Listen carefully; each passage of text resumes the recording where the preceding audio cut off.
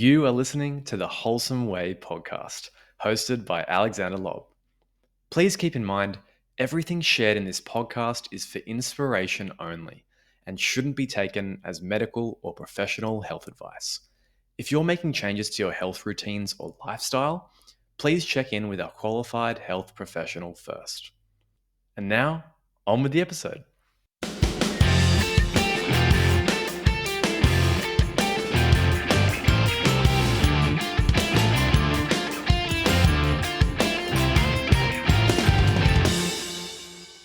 G'day and welcome back to another episode of Season 2 of the Wholesome Way podcast. First of all, I wanted to apologize for the delay in releasing this episode. Let's just say it's been an interesting and challenging couple of months, moving back from London, settling into life back home in Australia. And yeah, it's been tricky, to say the least. So apologies for the delay in this. But I'm very excited to talk about a topic that I'm very passionate about in the realm of building our healthiest form, the physical side, the physical health. What can we do to strengthen our bodies and prepare them for a life of longevity and happiness and health? Well, if you are lucky enough to find yourself on a treadmill or on a run right now listening to this episode, then you're in luck, because this might be the best run of your life. We're going to talk about running and the idea that there's nothing better than a morning run to start the day. That's been my philosophy at the moment. I'm a keen runner. I'm working up to running a marathon very soon. I hope to do that this next year coming, 2026. Going to kick it off with a New Year's Day run of 26 kilometers for 2026. If anyone's keen to join that, hit me up on Strava. I want to talk about running because not only do I enjoy it, but I've found it to be so transformative in my own life, for my mind, my body, and the momentum that carries me forward in all areas of my life.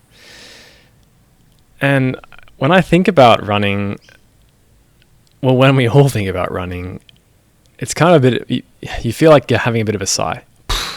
God, another run. Because it can be quite repetitive. If you're not running in a race, or there's no particular goal in mind on where you're going to get to if you're just going for a run, for example. And I think I only have probably a few people in my circle that actually enjoy running outdoors, but it's just one of the most amazing feelings that you could ever have if you get into the rhythm, the routine, and you start loving it when you start seeing the benefits of it. And it reminds me of my first run, actually, when I was in high school, probably around 14 years old. I went out for my first run in the local neighborhood on the northern beaches. And my neighborhood back there was quite hilly and a lot of bush. And yeah, not an ideal running track. But I remember putting on my iPod Shuffle, if anyone remembers using those, the one with no screen. We've got lots of screens these days. Can you imagine that? Didn't even know what the next song was going to be. The iPod Shuffle. Put my headphones on and set my time up for 20 minutes, because I'd heard at the time that even 20 minutes can be great for a run, especially if you don't like it or you're getting into it for the first time. And so I put my headphones on, put my stopwatch on, and I just started running. And yeah, that first adrenaline spike when you take off and go for a sprint feels great, doesn't it? But then it slowly wears down as you realize, oh man, I've got to do this for another 19 minutes. And oh man, look at that hill coming up. That doesn't look fun. And I remember running up that hill, listening to my music, getting me through that, getting home, and thinking, oh, this really sucks.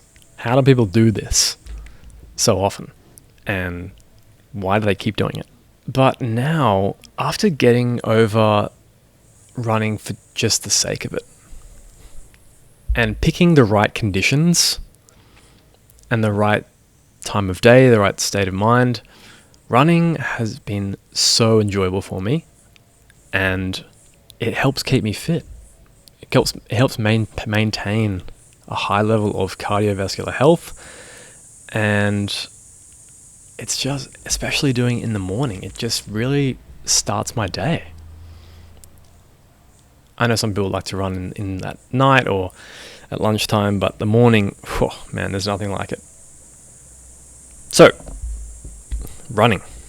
I want to tell you a story about a middle-aged man in the 80s, 61 years old, potato farmer, arrived at the start line of the famous Sydney to Melbourne ultramarathon, which, for those of you who don't know how long that is, that's a gruelling 875 kilometre race between the two cities. And this farmer, this man, turned up in overalls and gumboots. There were seasoned athletes there, runners, all equipped with all the high-tech gear, all the runners, the shoes that is, all their teams had been training for months on end. And they were just shocked at looking at this guy, this contestant who rocks up in farmer's gear. And this man had a very unconventional strategy. All the season runners had planned this ahead of time. And they were going to run for 18 hours, sleep for 6, and then continue the next 18 hours. But this potato farmer ran continuously through the night, day and night, to the very end. And he used, unconventionally, an endurance method that he used for herding sheep on his farm over acres and acres of property. And he imagined in his mind that he was chasing sheep, as he normally does in his day-to-day job, trying to outrun a storm and herd his sheep. And this technique was coined a shuffle, or the young shuffle. And it's very low impact, slow run, featuring a light shuffled forefoot step with upright posture, relaxed arms on the balls of your feet, and that minimizes the joint stress and energy wastage, or excess energy wastage, that is, allowing for continuous long distance running without any breaks. So instead of long strides, he's taking short, quick ones in a circular motion and staying very, very close to the ground to reduce hard impact. And this man absolutely shocked the Australian nation and won the race in 5 days and 15 hours. And actually beat the second place runner by 10 hours. 10 hours! That is ridiculous. And this man's name was Cliff Young. Not only did he win this race in farmer's gear and beat the second place record, the second place runner, by 10 hours, he also gave away his prize money, $10,000, and split it amongst the other competitors. What a champ. Why, you may ask, did this old potato farmer, 61 years old, run this ultramarathon like this?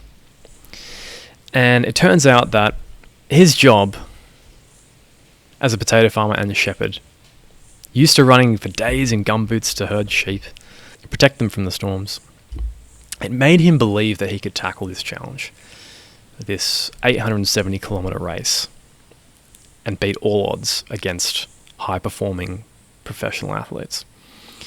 And this is the kicker right here. One of the reasons why he won this race was because he treated the race as just a longer version of his daily farm work, something that he was very, very used to. He didn't see any difference between that an ultramarathon and his work. And it wasn't for the glory, but just a challenge to display sheer resilience and leverage of a long-standing habit that he had cemented. And let's not forget, he won this race at 61, running day and night, proving that sheer resistance and a simple, tireless approach could overcome any sort of speed and training that anyone could ever do. Why do I want to tell you this story? There simply is no excuse.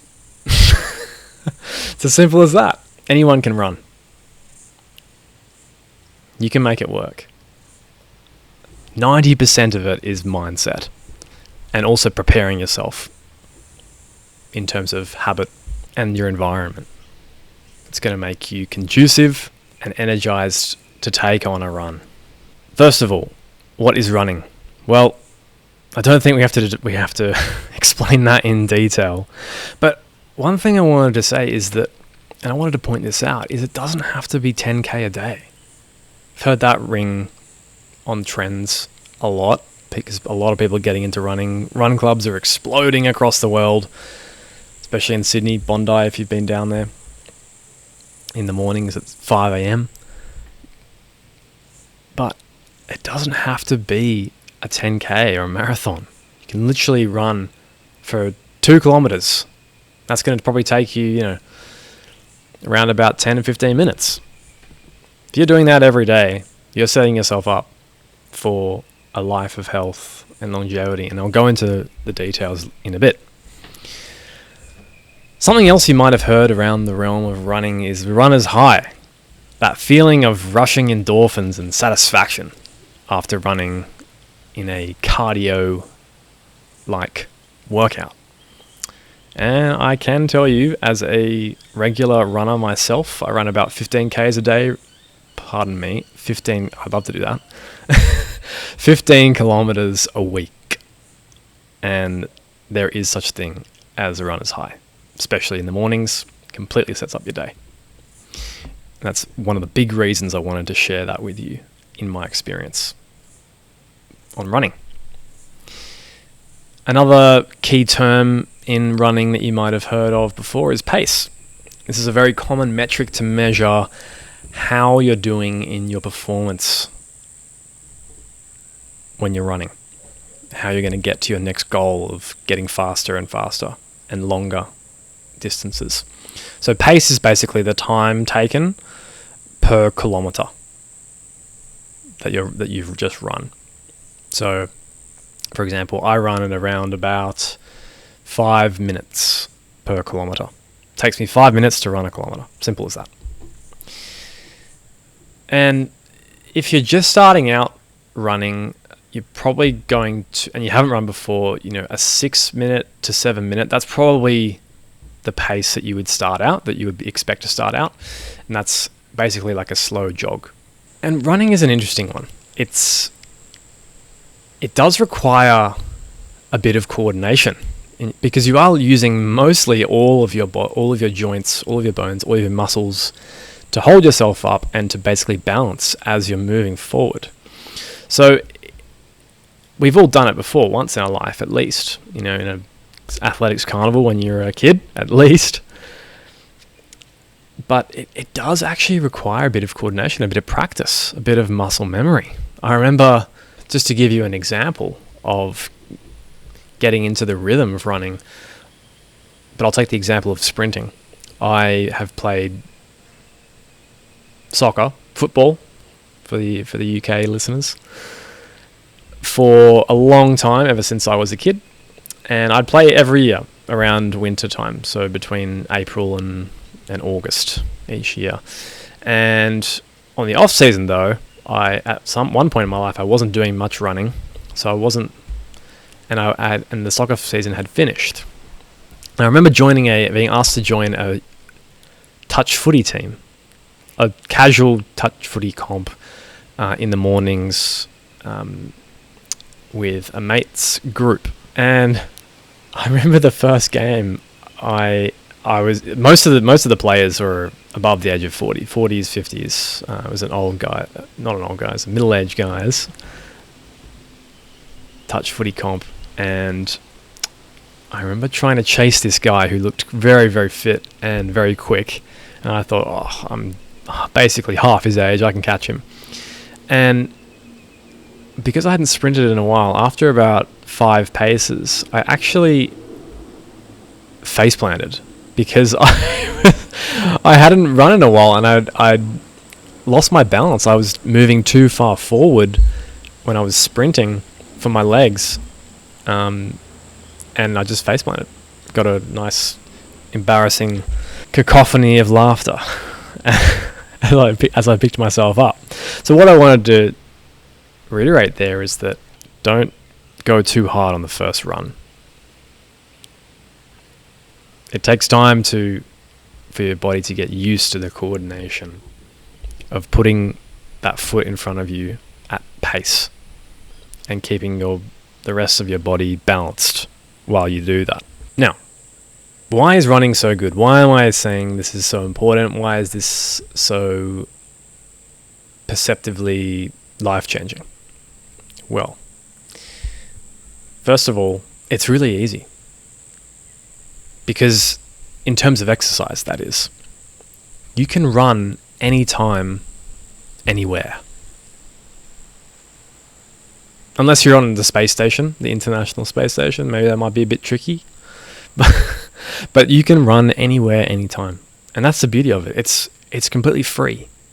So there's no reason why we can't just go for a run. You got shoes, although I will say shoes are important, which I get into a bit later, but you can do it anytime, anywhere. And that's the beauty of it.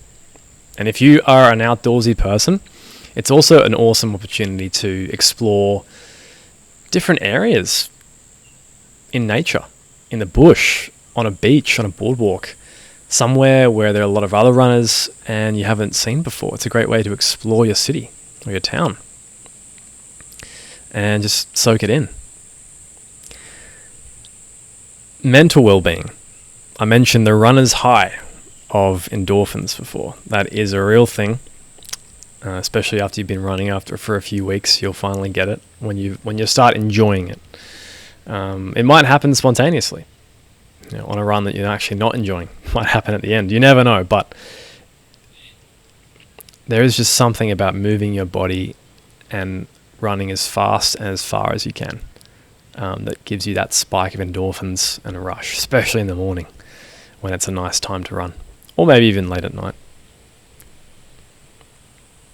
So mental well-being, it's a mood enhancer, acts as an antidepressant, blunts your stress response. Brain health, it also promotes new brain cells and blood vessel growth, improving your memory, focus, and preventing any sort of cognitive decline. Those are just a couple of the mental benefits. And this has all been proven by hundreds of scientific studies. I'm not going to mention them because, as always, I love to encourage everyone that if you're making any changes to your health, do your own research. You have your own sources, your own people you trust. Don't just take stuff for granted. I'm telling you this from my experience and the research that I've done, but ultimately, critical thinking. Do your own research. Work out if it's right for you. Physical health, obviously, a big one. Cardiovascular health, it's lowering your risk of stroke, hypertension, cardiovascular problems, any of those. Weight management, obviously. Burning calories, running, especially if you're running on an empty stomach. That's one of the best ways. Just make sure you're in a position, you're well hydrated to do that, and that you can eat fairly quickly afterwards. Especially if you haven't done it before. It can be quite a shock to the system, running on an empty stomach. I honestly love it, and I do it for marathons as well. And it maintains it maintains healthy weight and reduces any sort of obesity-related risks. This is an interesting one, bone and joint health. It actually strengthens your bones. And contrary to all the myths up there, recreational runners have been proven to have less arthritis in hips and knees than non-runners. Isn't that interesting? I guess use it or lose it, right? We weren't made to we didn't evolve to sit down at a desk all day. We were born to run around free and wild. And immune system. Regular aerobic activity can lower risk of any upper respiratory infections. So obviously you're engaging into your lungs and your nose and you're breathing more as you run. And again, you're using your lungs, using that full capacity, expanding the volumetric size of your lungs and increasing that oxygen and all that good stuff. So that's physical health.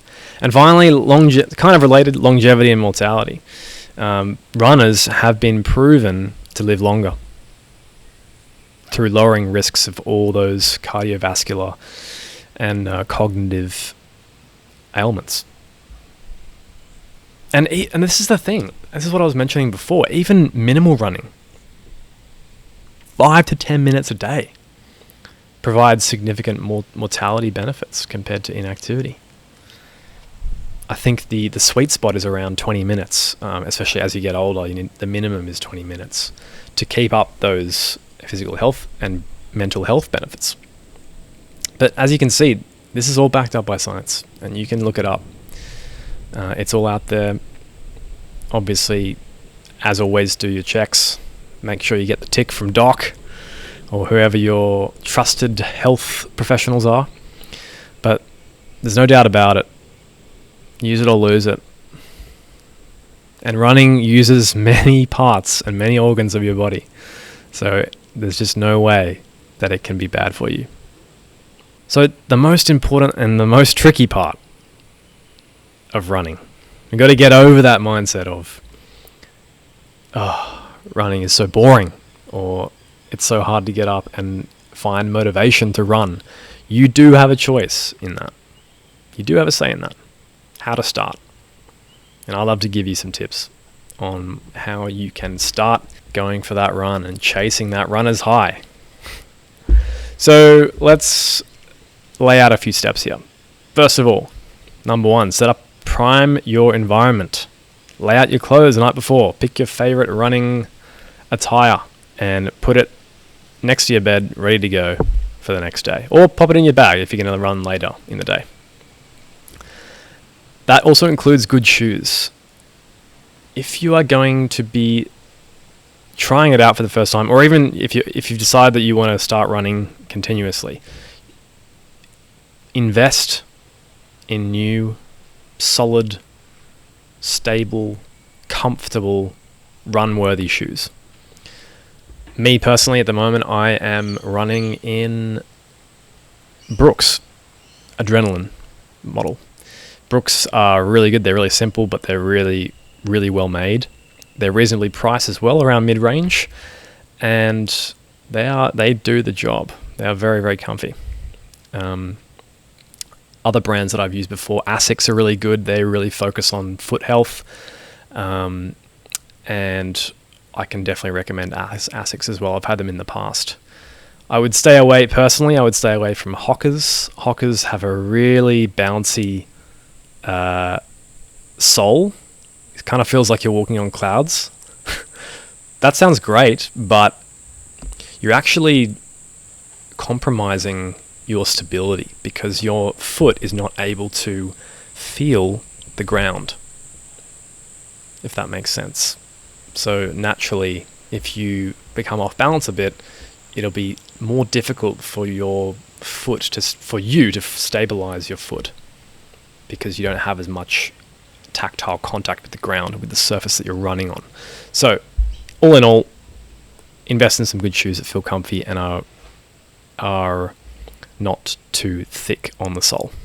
Another thing to do the night before, because you're not going to be doing this the next day, you won't have enough time, choose your ideal time that you would like to go for a run, that you might feel more comfortable going for a run. So for me, I always say there's nothing better than a morning run by the beach or through the bush, and it really sets up your day because your mind's going, you're woken up. Basically, you've woken up every organ, every joint, every muscle in your body and it's ready to go, primed for your day. But if you don't have time in the morning, or you've got little time in the morning, you've got a packed schedule, and you can't fit in a 20-minute run, then do it at night, whenever you can slot it in. Remember, only has to be 15-20 minutes, especially if you're just starting out. That's the best way to start. Okay, another thing. I know these are a lot of steps, but to get over that hurdle of getting it for your first run and getting over that mindset that it's boring going for runs, you're going to need to really focus on these steps and priming your environment, priming your mindset, priming your body to get out for that first run. So back to the steps. So obviously make it easy, choose the time, also choose the route, because if you don't know where you're going to run, it can be really distracting and kind of frustrating and irritating if you're having to stop, start because you don't know where you're going, or you're running into obstacles that are preventing you from just running in a straight line or running around an area. So pick one or two routes, and that's also good for variety as well, so you don't have to run the same route every time you go for a run. Pick one or two. I used to run around an oval, a football oval, on AstroTurf, which I was very lucky to have. It's very, very soft to run on. And then my other route was a walking track through the bush that went for a couple of kilometers. So pick one or two routes, so and walk them or drive past them to check them out, so that when you go for a run, where it's going to happen. So there's no double checking or thinking about that. And you won't spend time stopping or choosing a new direction. You know exactly where you're going. And that'll really help just take all the challenges out of going for that first run off your plate. The next step, choose a more realistic distance. Or realistic distance, I should say. If you choose time like 20 minutes and you put a stopwatch on, it can be...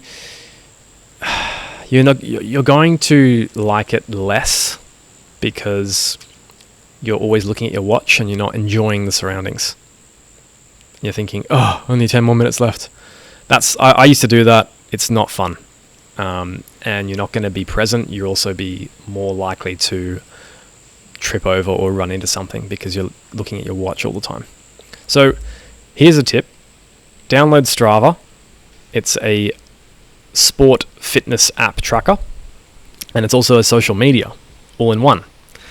If you haven't heard of it, it's great for connection. You can connect with friends. It's kind of like a sports person's Facebook. You can upload photos. You can upload your if you're doing runs, canoes, golf, you can log it all, and you can see all the metrics. So if you're going for a run, it gives you the pace, gives you the distance, so all your friends can see, and you can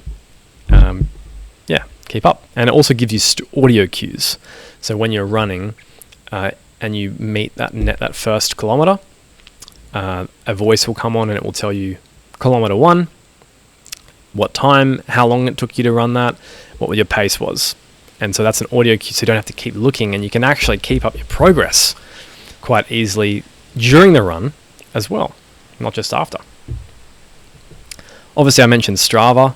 Great way to start a new habit. Get some accountability, some encouragement through social connections, other people who are running or doing their other sports. You can post on there and people can give you kudos, which is the form of like a Facebook like on Strava. It's called kudos. And you can give kudos to your friends and they can give it to you when you go for a run and post it. And that's obviously accountability, encouragement, and also gives you the running routes as well. Before you start, you can have a look on the map and it shows you typical running routes. A couple more steps here. Headphones and a banger playlist. Highly recommend. Just keeps the rhythm going. Keeps you interested on track as you're running, and there's nothing better than a awesome song to get you through that run. And hopefully one day you'll just get to that point where you just enjoy running so much. Okay, when you're on the run, one more step here that I'd love to, and one more tip that I'd love to give you is take your time. Don't run straight into it, and don't overdo it. Focus on putting one foot in front of the other at a speed that feels comfortable and doable at your pace. And once you've found that footing, that speed, if you can keep that rhythm for at least a couple of minutes, then that's probably the pace that you should keep going at to start off. And don't push it, don't overdo it. One of my mates was inspired by some of my running and a couple of years ago, and tried going for a run, a weekly run outside of sport, and he went around an oval practically at a sprint, because he said, I'm going all in if I'm doing this, and almost passed out, and then decided not to do it again, and it was too hard and too overwhelming. So don't try and do that at the start, because it's a marathon. It's a slow burn, this new running routine. You have to get into it. You have to lean into it slowly, steadily, so you don't injure yourself, and so you don't ruin your interest and motivation in going for another run. I think you'll find after a couple of weeks, going for a run once or twice, start with a kilometer or two, you'll find that running will just become natural. It will become your natural state of doing exercise, your natural cardio state. And I remember running when I used to be running for 20 minutes, half an hour, and thinking, wow, some people, they're running 5 kilometers. What? How do they do that? But now 5 kilometers is my minimum. I've just because I enjoy running and I do it all the time, it's nothing less. There's nothing less. It's 5 kilometers or nothing. And I love it. I'm even running 10k more. 10k, that seems scary. And when I first ran a 10k, when I ran the route, I picked a very hilly route, so it wasn't easy. I didn't do one in a while after that. So that's the thing, make it easy. You don't have to become an ultramarathon runner overnight. It just doesn't happen. And if you are doing that, I would strongly recommend not doing it, because you're going to injure yourself. You're going to ruin your potential loving relationship with running. Now when I run, I don't even need headphones. I don't even need music. I am completely in sync with my surroundings, and I love going for bush and beach runs. So I'm just taking it all in. And running has become part of me now, in which I don't even need music to motivate me. It's just part of me. And I love it. I love chasing that runner's high, I'll be honest. But in all honesty, those first 2 weeks of running will be tough. It'll be a gruelling slog as you make almost every muscle, joint, bone in your body cooperate all at once. But once you get into a rhythm and make your way up to that first 3 kilometers, 5 kilometers, I'm telling you, your life will change. You're going to gain so much momentum in not only physically as you run, but in all other areas of your life. Things will start speeding up. Your mind will start speeding up. Remember those cognitive benefits. And running, especially in nature by the beach or in the bush, it gives you this unparalleled feeling of power, freedom, and clarity. That you can run as fast and far as you want in any direction of your choosing. There's unlimited boundaries. You're in unconfined space. And you can choose how fast and far you want to run. And I can guarantee this will help level up your life in ways that you couldn't imagine. So this week, I invite you to add some fast feet to your day. Take some longer strides in your life and see how far you can go. Because trust me when I say, there's no better way to start the day than a morning run. This will be the last episode for the year. So I just wanted to wish you a happy Christmas and New Year with your friends and family. And a 2026 filled with good health, fulfillment, and balance in your life. You can look forward to more wholesome and insightful episodes on taking control of your health and well-being and finding purpose in life in the coming episodes. I have a whole host of new guest speakers that I'll be chatting with, and I couldn't be more excited. Also, stay tuned for some communications on the Wholesome Way podcast tribe, in which I will be running in-person before and after work activities every week to energize you for the day and a chance to wind down after work. And I'm very excited to start that sort of thing. Look out for communications and posts on my Instagram page, The Wholesome Way Podcast, and listen in to the episodes for any announcements. And I hope to see you there. Good luck. See you on the track. And as always, stay wholesome. I hope something resonated with you in this conversation and that you've taken a practical tip or two to set you on your wholesome way. If you liked what you heard, please give The Wholesome Way a follow on your podcast app so you know exactly when each weekly episode is ready to stream. And if you would like to be super generous with helping me grow the podcast, click the share button and send it via an Instagram story, a DM, or a WhatsApp message to someone in your family